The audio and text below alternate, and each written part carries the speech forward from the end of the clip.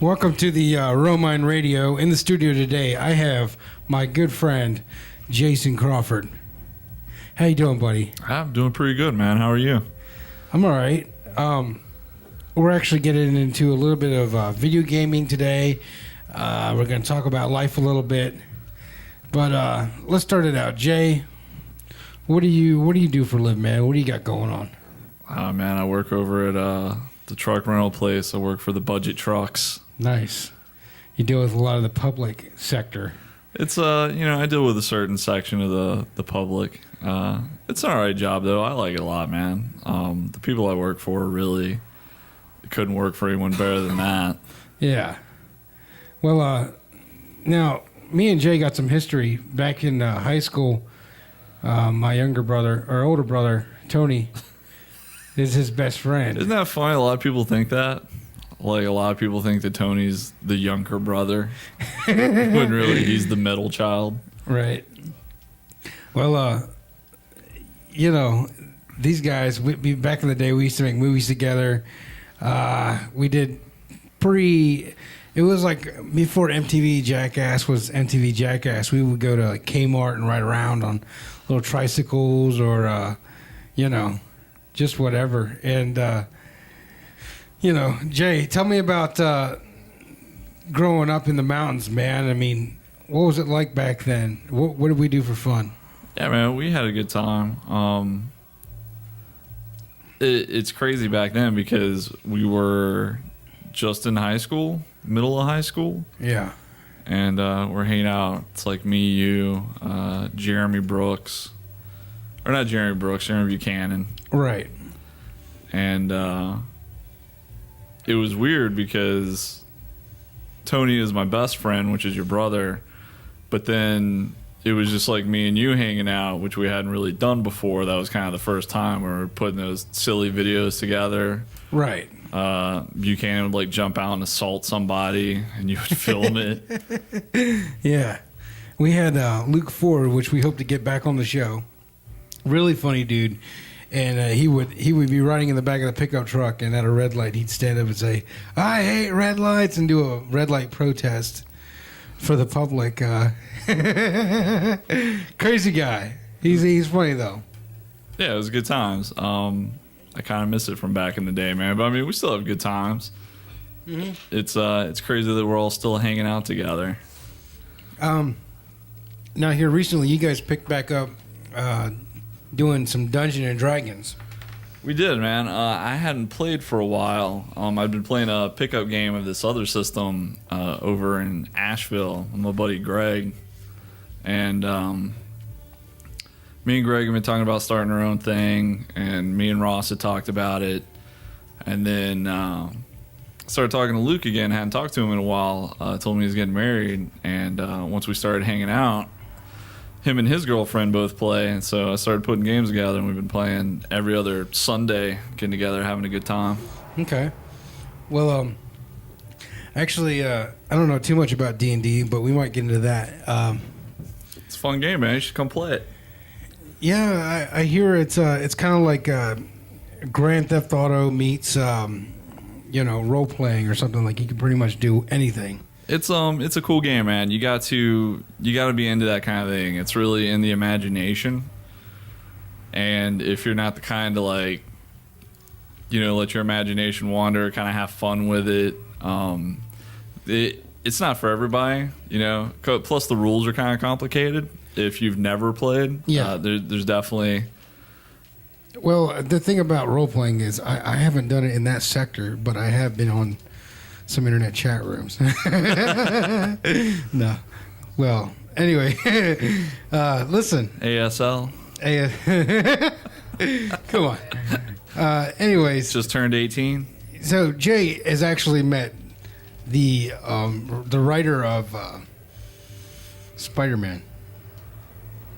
You've gotten to meet the man himself. You talking about Stan Lee? You've gotten to meet Stan Lee, bro. Oh, man, it was so good. How was that, man? Tell me about, what was it like? Oh, that was the best. Where were you guys at? We were down in Atlanta. They had this little convention they throw down there called Dragon Con. I think it's around Labor Day weekend. Mm-hmm. And I've only been the one time, but my friends Meg and Eric go every year. They love it, or they used to love it. Now it's more like work. But yeah, because he works at the budget trucks for this guy Eric, and Eric builds his own full on like Star Wars armor and stuff. Yeah, Eric. He has like a machine. He makes Republic Commando armor, and what he does is he'll make other things too, but he'll take it down to DragonCon and he'll show it off to get it out there, drum up some business, things like that. Right. And they'd been telling me about it, and said that it's a lot of fun. A lot of comics, a lot of role playing, people in costumes is really the big thing down there. Panels, and the thing that really got me, because I mean that all sounds good, but you gotta drive to Atlanta, you gotta deal with Atlanta traffic, you gotta book a room, which is really expensive during DragonCon. Yeah. So they told me that Stan Lee was going to be there, and that just really sealed the deal for me. They were actually kind enough to let me and my roomie Scott sleep on the floor of their hotel room while we were staying out there. Nice. Yeah, it was great. Other than sleeping on the floor, man, those hotel floors, they're like, it was straight cement. Oh, man. You feel like the rooms are designed not to hold more than what the beds will hold. They have this like little S couch. Yeah.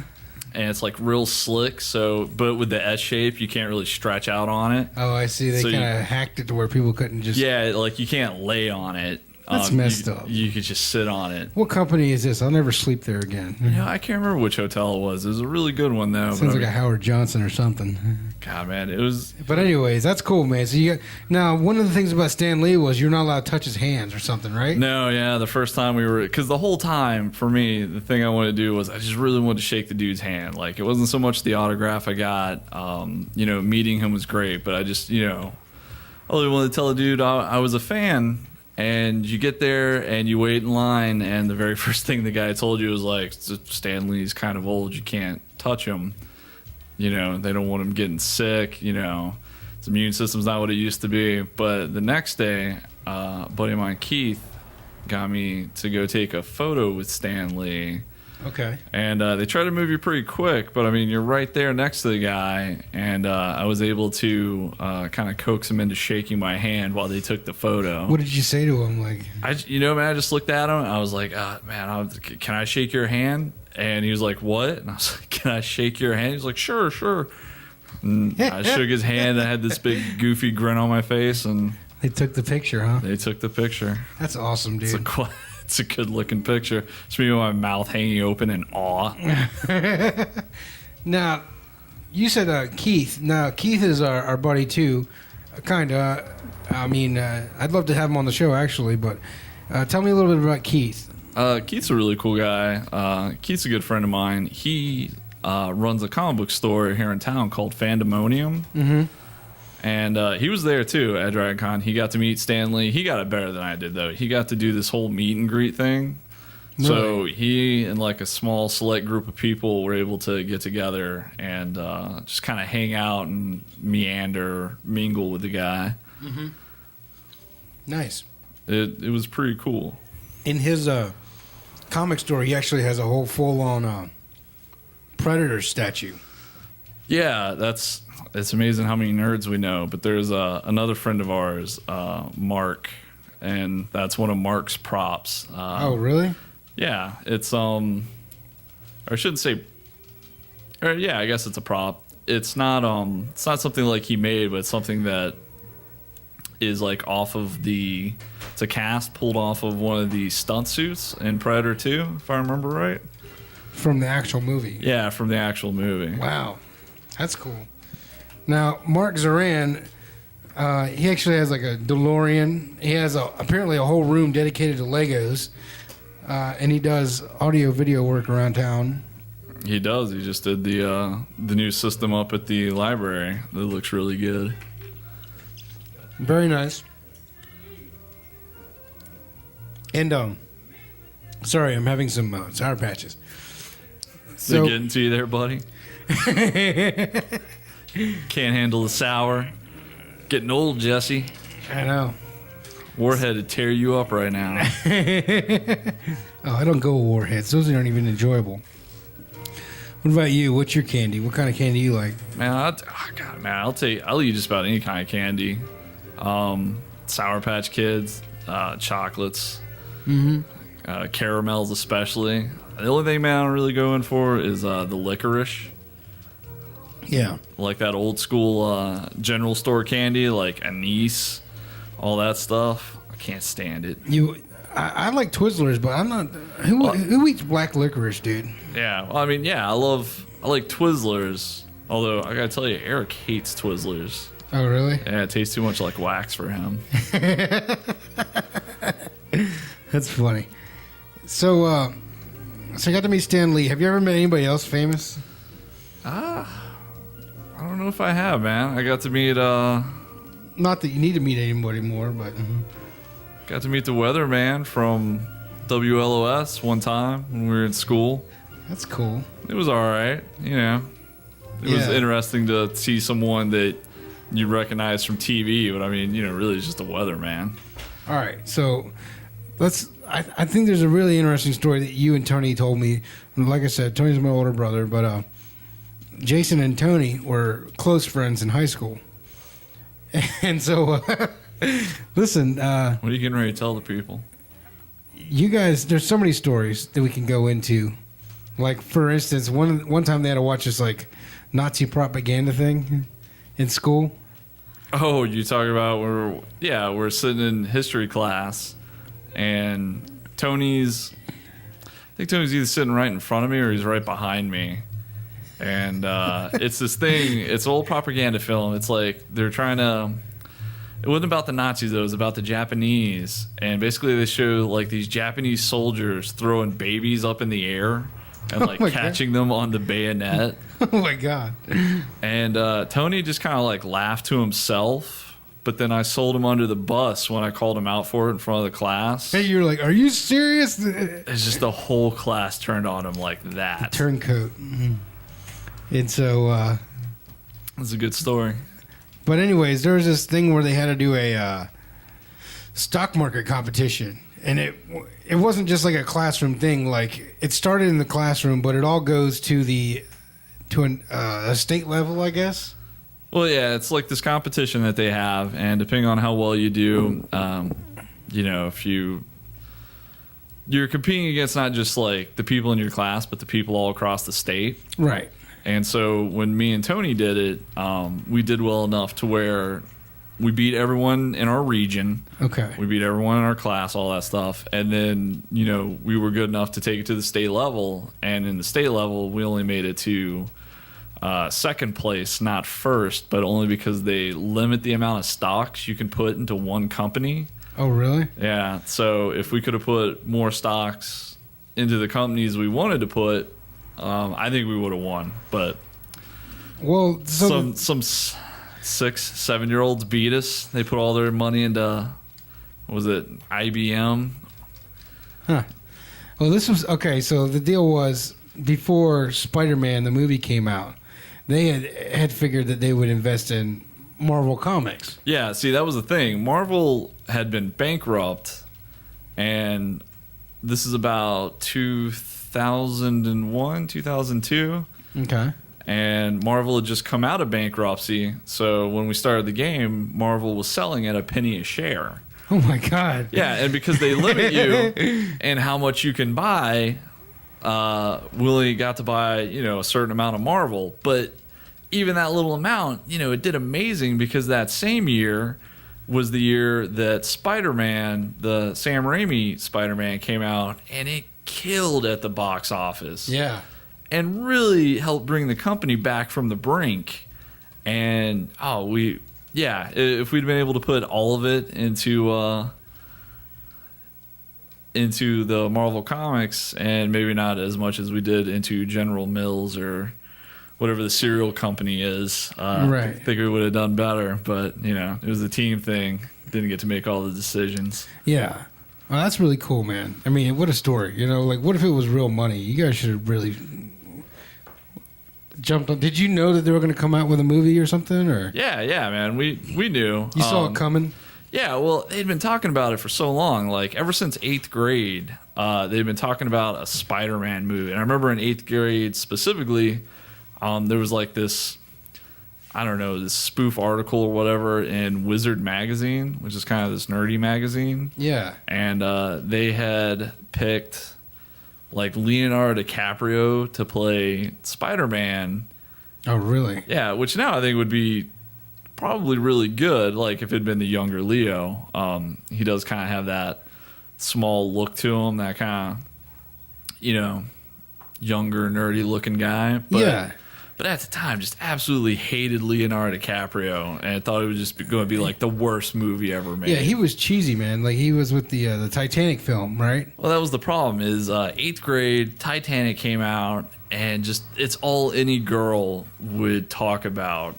You know, they're seeing it like 4, 6, 8 times. Yeah, and they're just swooning over this guy, and it's just you didn't want to hear it, man. You know, I definitely didn't want him representing Spider-Man. Yeah, you know, it was just one of those things. But I mean, who knew he was going to be such a powerful actor then? You know. But and it's kind of funny too because now there's like internet memes of that guy that played the original Spider-Man, Tobey Maguire. Yeah. And he's always a big crybaby. Oh, I haven't seen that. Like the internet memes, they make the joke about Uncle Ben and stuff like that. Well, you know, man, not who I would have cast. And I did really like Spider-Man 1 and 2. At the time, who did you want to have do it? Like, who did you think would work? God, who did I think? I did like the idea of Leonardo DiCaprio at that time in like 2001. I still thought that was a good choice. I don't know who I would have picked at that time, but just I don't know. He didn't look much like Peter Parker to me. Yeah, and I don't know, just not who I would have went with. But the thing about you guys is that you guys actually read the comics. Yeah, and he did a good job. It's just I don't know, not the guy I would have picked. Right. So what do you think, like, with the evolution of, like, what Marvel's gone through and what they're doing now? I mean, do you think that they're doing these comics justice, or is it pretty much just to make a buck? I'm sure it's both. Or, I mean, to make money for sure. But, I mean, they've done some really excellent movies, and it's been pretty amazing to see. What have we got? We had the Avengers that came out, and then Avengers is the big one for sure. That's going to be the one everyone talks about. Yeah. I mean, just the money it made and the scope of it and the actors and just everything. The culmination of all those movies coming together and to just do it as well as they did is phenomenal. Yeah. But I mean, comic movies have been around for a while. Some of them better than others. As me and Keith talk about a lot. I mean, there was the Punisher movie with Dolph Lundgren. Okay. That was a super violent one, wasn't it? Or that was the newer one that was? No, yeah. The newer Punisher was, like, incredibly violent. Yeah. Did you see it? No, I haven't seen... Because there's the one that's Warzone. Okay. And then the one before that was the Thomas Jane Punisher. Yeah. So I've seen the Thomas Jane Punisher, but I haven't seen the newest one. Well, I know for sure... You got the original Hulk and all that stuff, and now they're coming back and they're doing these new ones like Thor, Captain America 2 just came out. Are you pumped up about Captain America 2, man? I'm very pumped up. What do you think about did you see the trailer yet? Or? Oh, yeah, dude. That blew me away. Like, I was sitting there watching it, and you could see the guy in the background. He's got this weird backpack on, and I'm thinking to myself, like, who's that guy? Yeah. And then you see him jump off the carrier and, like, these metal wings come out. And just that you get to see the Falcon in a movie, that blew me away. Huh. That was almost akin to seeing Thanos at the end of the Avengers movie. Like, it was just mind-blowing. Right. My buddy, Blake Queen, he's into the Valiant comics. Have you ever checked out any of those? When I was younger, I had inherited some comics that had some Valiants in it. Not really my kind of comics. Tony says they're a really crappy series. I haven't read the new stuff. But for some reason, Blake really likes them. Yeah, Blake likes them. And, I'd give them a shot. Blake really talked them up to me. I just haven't taken the time to really, do the investigation on them, to check them out, the research. I guess the reason why I mentioned that was because Thanos, is he part of the Valiant universe or no? No. Thanos is Who am I thinking of? I don't know. The only person I can really think of from Valiant is Exo Man of War. I think I'm thinking, isn't it Exo Manowar? I'm thinking of Manos Hands of Fate. It's a quality movie. Tell me about that. Isn't it like the worst movie ever made? It's pretty. Have you not seen it? I've never watched it. It's a tough movie to watch. Just why is it so bad? I mean, because you got the movie like The Room, yeah, where it's fun to watch. Yeah, I mean, and that's just kind of a silly movie. But like Manos, first of all, it's really long. Okay. Which is kind of to its detriment because there are a lot of scenes that don't have a lot of action or audio to them. I think Tony was telling me that they had originally lost the audio on the film. So all the voices that you hear, all of them are done by like 2 or 3 people. So it's all redubbed over. Okay. And it's complicated, and like the sound's a mess, the lighting's a mess, the camera work is off. Yeah. Just is there anything redeemable about it at all? No, just the worst movie. Like you can watch a movie like Plan 9 from Outer Space. Yeah. And you know it's got plot holes in it, and some of the effects are cheesy, but you can watch it and enjoy it because it's just silly fun. Manos the Hand of Fate isn't silly. It's just long and boring. Like, it's nothing. Yeah. There's no real story to it. Right. There's nothing tying you to any of the characters. You don't care about what's happening. You don't know what's happening. These people go to a hotel, and it lasts for 2.5 hours, and then the devil shows up. I wonder if they ever showed that one on Mystery Science Theater 2000. They did. That's how me and Tony watched it. Oh, really? Yeah. Okay. And even that, like, even they couldn't save it. It was just bad. One of the things, my hobby is to collect the old cheap VHSs, man. And at a certain point, I realized it was getting out of hand when I run out of room in my house.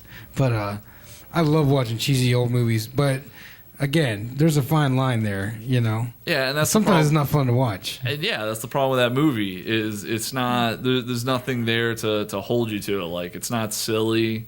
There isn't, any action to it. There's no funny one-liners or things to make fun of. It's just, it's like nothing. It's like they filmed nothing for 2.5 hours. And you have to watch it to really experience it. But, it's rough. Yeah. Well, I think one of the redeemable parts of any bad movie, and I think it's kind of my style, like as a filmmaker, I make movies, director, producer, writer. But one of the fine lines, I think, for making a good cheesy movie is to have like a character that you can have fun with and make fun of.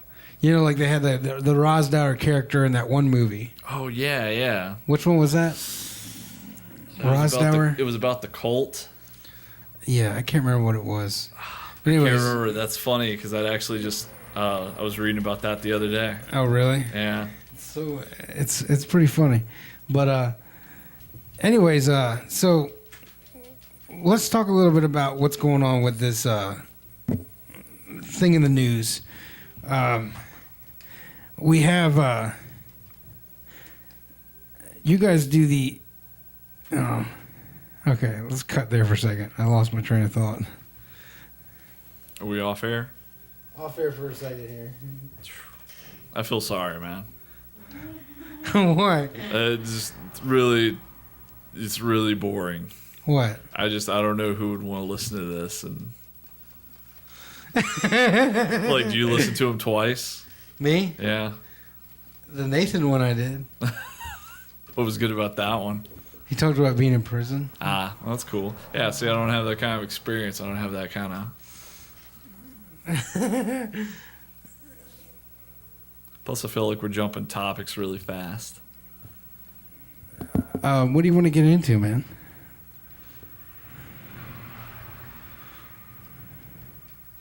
I think I'm getting distracted too from playing this game. Yeah, I think I have too. Who are you in this game? I'm China. Okay. Who are you? I'm Draws. I was beating up Draws for a while there. I didn't know who you were. And I was like, Really? Because I was about to break some China.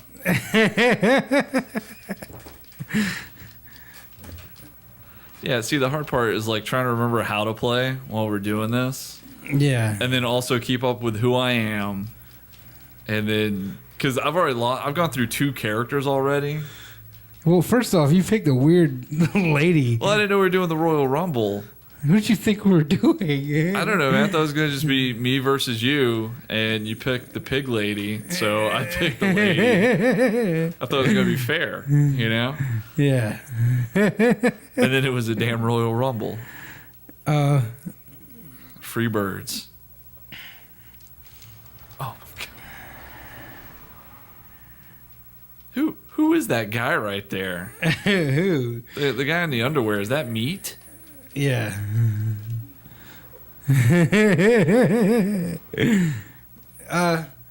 Maybe just get your mic a little closer to you for the next segment coming up. All right, like this. Like just kind of bring it towards you. There. What, are you trying to win? You trying to cheat? How's this? That's good. How's this? All right. Fail. So did you ever think about what you were going to talk about? Am I even controlling Michael Hayes? Yeah. Who are you? I'm Michael Hayes, man. I'm one of the free birds. The green pants? Yeah, green pants. All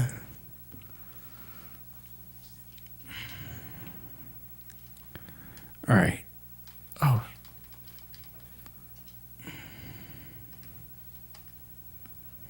Are you still China? Yeah. Michael Hayes.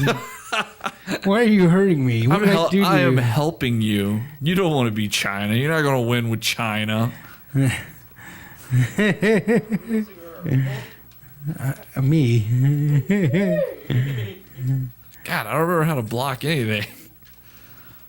All right. Maybe we should just take a break on this game for a second. Hold on. I told you don't want to be China. China's doing good. I'm in the danger zone. I almost got knocked. I think I'm knocked out. Oh, Guys, seriously. trying to help you out. My neck. Butt in their face. 1, 2, 3. All right. Yes, Michael Hayes is the winner. Who's Michael Hayes? He's from. There was an old tag team. You don't remember the Freebirds? In the green pants? Yeah. All right. Yeah. That's bullshit. Bang, bang. Bang, bang. All right, Jay, we're back on. Oh, are we back? Not yet. Try to take out meat here, man. Can't let meat win. Nobody remembers meat. And sure, Chig, give us some topics. Let's just. You want to take a break from this for a second? From what? From video games? Yeah, we can. All right. Let's just talk for a second. All right. Look. Jay! Are you serious?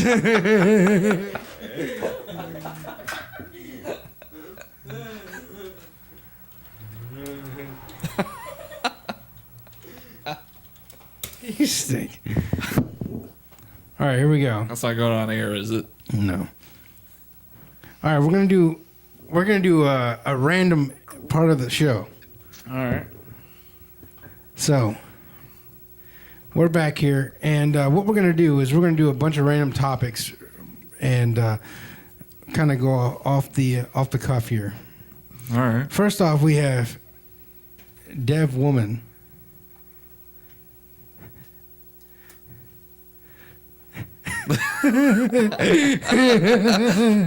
Nothing came up. Death Link. I'm clicking on.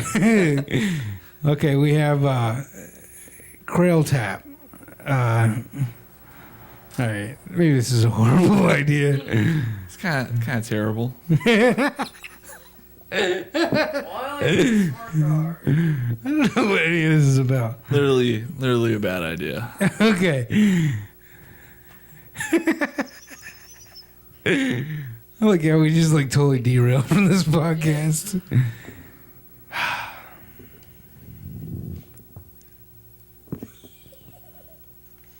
Hey, guys. All right, look. Jay, Yeah. what is it about video games that you really enjoy? It's a complicated question, man. I've just been playing them for so long. Got into them when I was real young. In fact, I remember playing on the NES and just loving it and being frustrated all at the same time. You know, that challenge. What was the first system that you got? It was the NES. Okay. The Nintendo. But it wasn't mine. It was like my mom's, because my mom was also really into video games at the time.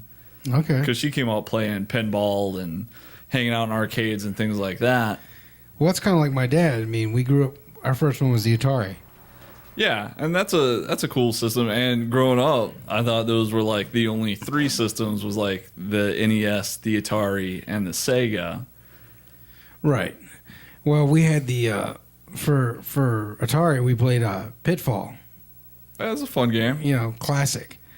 But and then from there it evolved. And as you go down the line, they went from 8-bit, 16-bit, 64 into the. Right now, you actually got the PS4. Which Yeah. I don't even know how many bits that is. Man, I was thinking about that the other day. I don't have a clue. Because, it does. It followed that. I remember being so excited. Me and my buddy Greg joke about, like, you would see the 8-bit graphics and you'd just be blown away. And then the SNES comes out and you get those, 16, and then the 32, and then the 64, and then 128, and you're up to 256. And just every generation, you're sitting there looking at it with like your jaw on the floor, go like, this is the best thing I've ever seen. It's so realistic. But let's be clear. I mean, I remember looking at the 64 and be like, these are the best. They'll never improve on this. This is the most lifelike thing. Like, you'd be playing Madden and dude would be like sprawled out. You'd be like, it's so real. yeah. Oh, when the Nintendo Mario 64 came out, Oh yeah, it was amazing. That's still How could it get any better? It did. And then, but let's be clear. I mean, the original NES, Nintendo, that game, the Super Mario Brothers game that they came out with Duck Hunt, that is in the Smithsonian. It's a great game. The original Mario game. Yeah, and really Nintendo helped save video games around that time, like just the success of the NES. And, Mario Brothers helping it to that level of success, because at that time, video games were kind of in decline. You started to see really the death of like the arcade in America. And now all these games that people have been playing at like the roller rinks and things like that, they could have them in their house. It was an interesting time, though, because all of those games are ports of arcade games, and arcade games are made to eat your quarters. They're really hard games. Like, you're out there and, you're trying to beat, I don't know, Super Mario Brothers or something like Mega Man, Skate or Die, just anything. And there's this frustration built into it because a lot of them weren't made to be fair. Mm-hmm. And a lot of them were just made to waste your time and your money. And that was the exciting thing about when you start getting into the SNES or like the first Sega system. When those games weren't ports, they were games made for the system. You started to see some interesting creativity in the games. They started making games that really had purpose or really good design to them. They weren't made to eat your money. It was great, man. And it's just kept going. Right. I know one of the things that they talk about a lot in video games nowadays is a lot of people worry that video games are getting too easy.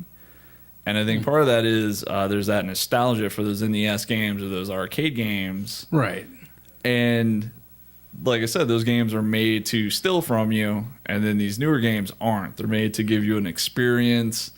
Not every game's supposed to be challenging in the same kind of way. But I mean, that's one of the things I love about video games is that diversity and just the stories that they can tell or the experiences that each game gives you. I mean, it's so...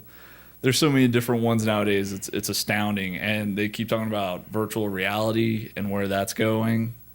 I think, it's an interesting point to make that I brung my little brother and my niece, and they said we never played Mario before on the SNES. and they took the controller and they said, "Why is there only 2 buttons?" And I'm like, "That's it. You only need 2 buttons."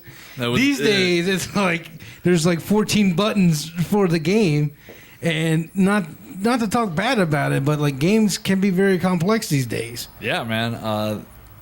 Like you said, they got so many buttons on them and things. That's hilarious that they didn't understand the 2 buttons. But that's the thing, man. Before you know it, they keep talking about the death of video games or console systems and things like that. They keep thinking that like there's this next thing on the horizon. Like they thought cell phones were going to do it. The games that you could play on your cell phones were going to be like the real killer for like console games. But I mean, there's just not enough depth there. Yeah. Like, oh, we played the original, the new Metal Gear Solid on the PS4. oh yeah, dude, it was amazing. Yeah, The cinematic, the storyline. yeah, and you're not going to get that on a cell phone. I mean, there are some great games on tablets and cell phones and things like that, but you're not going to get that movie-like experience. It's crazy. Like, Jig, our little brother's in the studio. He just farted all over us. If you guys haven't seen the new Metal Gear Solid on the PS4, check it out on YouTube. They got guys doing game walkthroughs on it, and it's really amazing.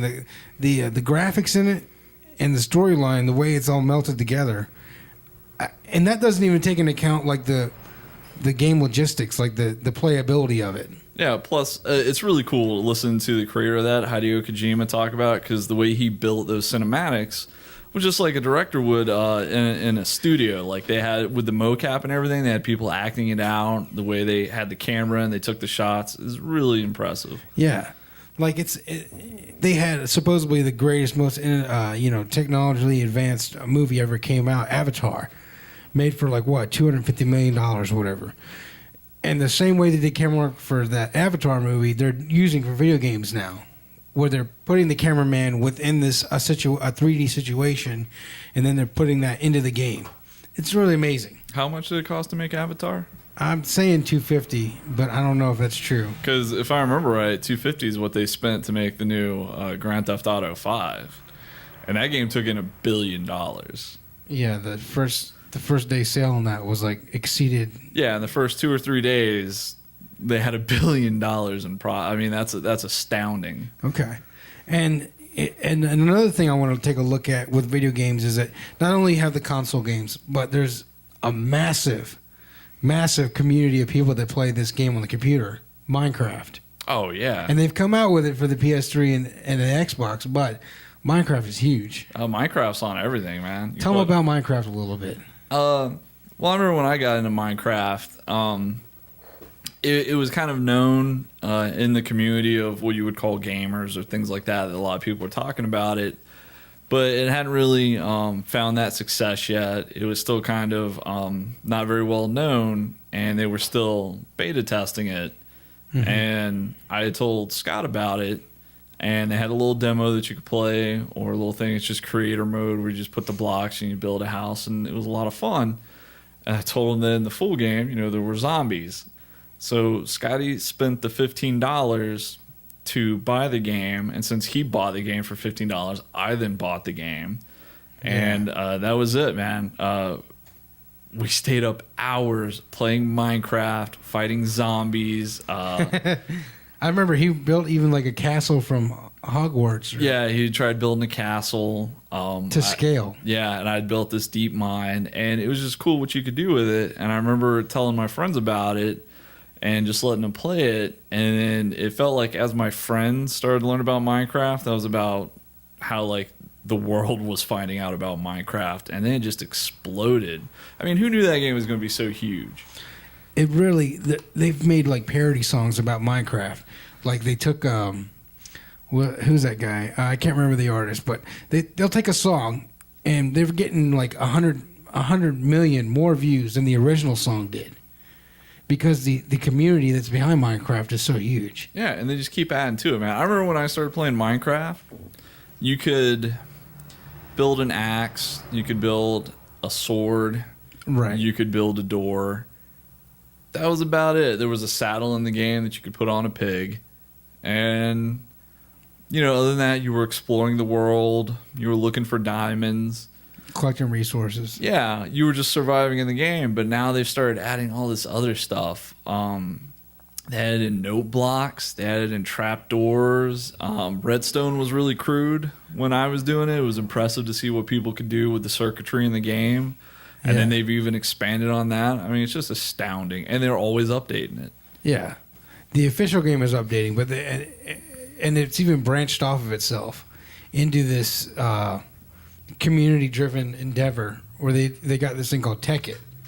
And it's not really an official release from Minecraft, but like hackers have created a way to use the Minecraft format and then created this like these machines that like automatically collect resources from the ground around it or something like that. Like it's automatic mining tools and and it's very like processor heavy on the computers. Oh yeah, okay. But like I saw a kid at the McDonald's drive-thru one time. He had a Minecraft creeper hat on, and I was like, "Oh man, you play Minecraft?" He's like, not so much, but I play Tekkit. And I was like, okay, you know. So it's like it's funny how like the evolution of that game has created like this whole community of Minecrafters that made it what they wanted it to be. Yeah, man, you can tell how successful that game is just by the number of clones.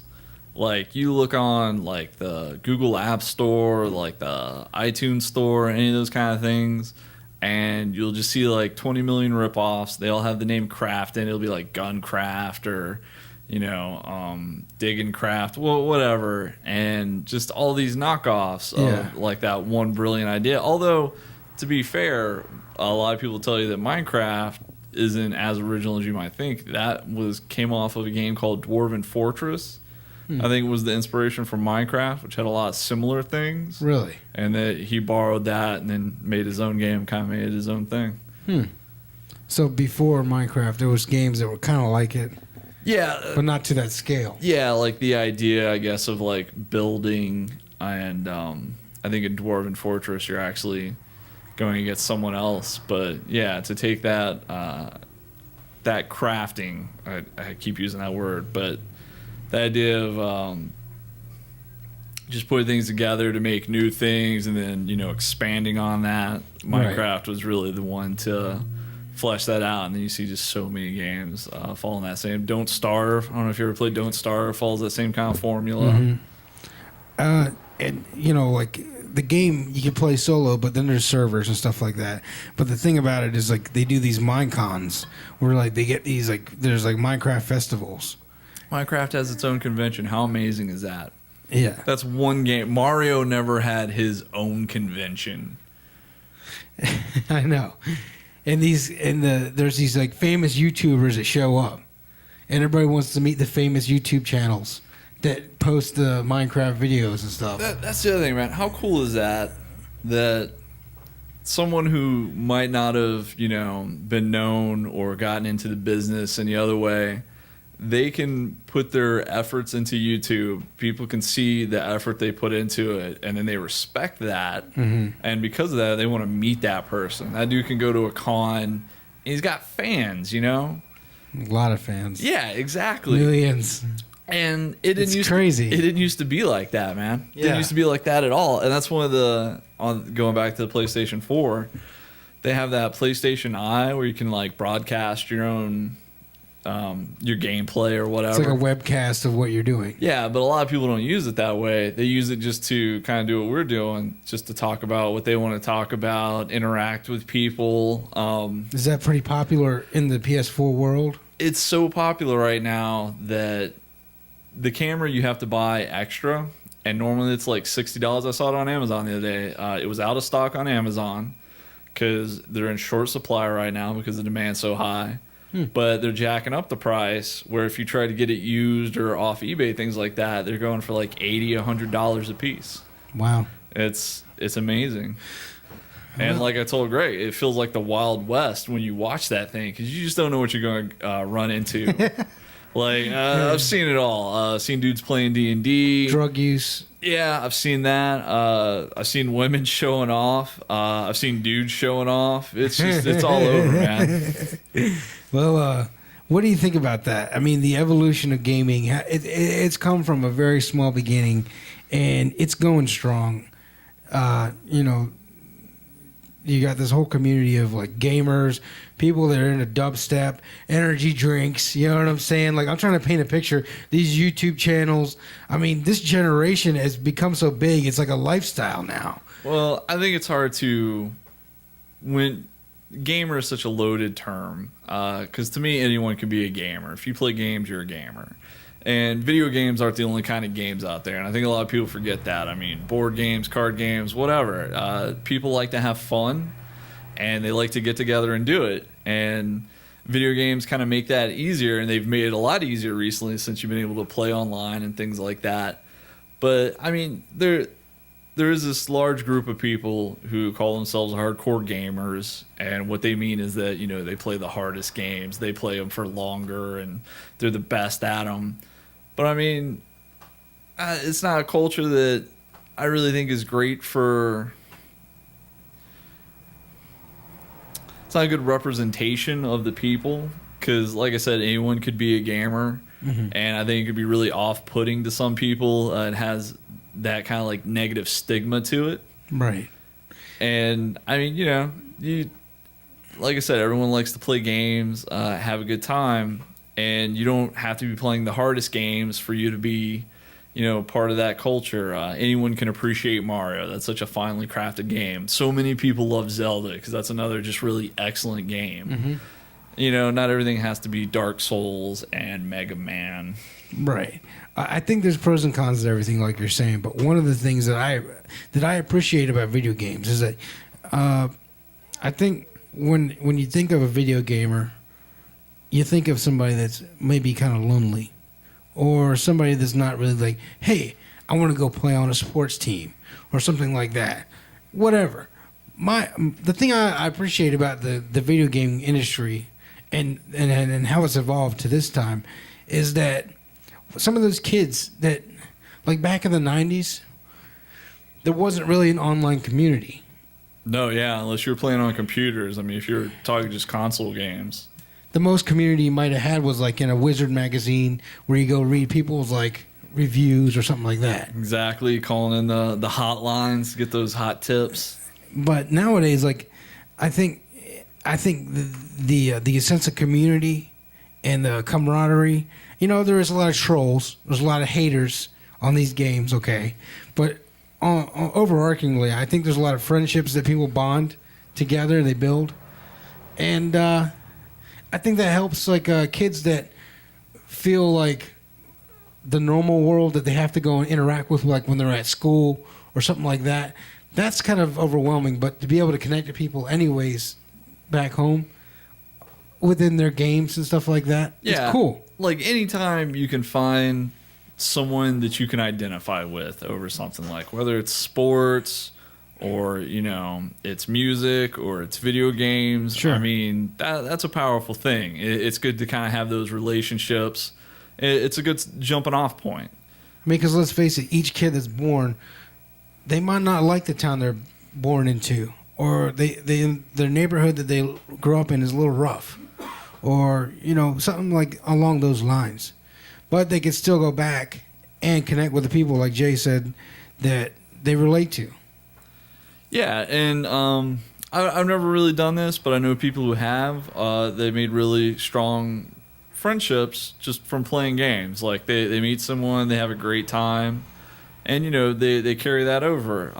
Me, for the most part, all of my friendships I tend to keep in the real world, just because I love playing with my real friends. Sure. I grew up in that age where, you know, they call it couch co-op, where you're in the same room, you know, kind of sitting there looking at the same screen, holding the same controllers. Yeah. And that was a lot of my growing up, was that kind of interacting with my friends, and that was one of the things that helped drew us all together. And nowadays, it's cool that you can do that online, but I still really prefer to be with my friends, hanging out, playing the games, that kind of thing. Yeah, definitely, man. But, you know, it's definitely an option, and it's great that it is one. Oh yeah, it's totally cool. I was really happy to see it.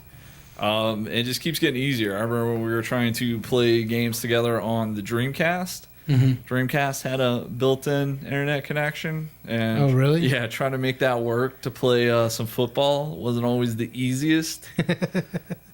But yeah, it was just cool to see where the technology goes. Nice. Well, Jay, it's been great having you on the show, man. I think we should do another one, but this is good. This is a good first go at it. Yeah, I would love to do it a second time. Give some people, something to really listen to. Yeah, there's lots of stories that we could go into that I think would take a whole nother podcast. Like Jay is the cause of many people's broken bones. He's broken a lot of people's bones. And broken bones. Like, how they're, you got hurt playing football. Oh, okay. Jay put somebody in the hospital while playing Frisbee. I think he plays up that story. I don't know how hurt he really got. He was just playing it up. Well, it should have went for the Frisbee, but yeah, what you should do, man, is Okay. You should get you a round table sometime. Get you a couple of guys on here telling stories. All right. Because there are guys who can tell them better than me. I think that would be great, man. We're gonna get a couple more microphones to get more than just two people on here. It'd be great because there's a pretty wide net of friends that we actually have, like Jay was mentioning, that we all hang out together and stuff like that. So It's going to be one of the things that makes this such a good podcast, is bringing up all these names that no one recognizes. yeah, everybody's like, "Who's that?" Just got to keep listening. You'll learn them all. There you go. Come back, people. Come back. All right, I'm Jesse Romine, and I got my buddy Jason Crawford. It was great being here. Thank you, buddy. Well, it's great. We'll see you next time on Romine Radio.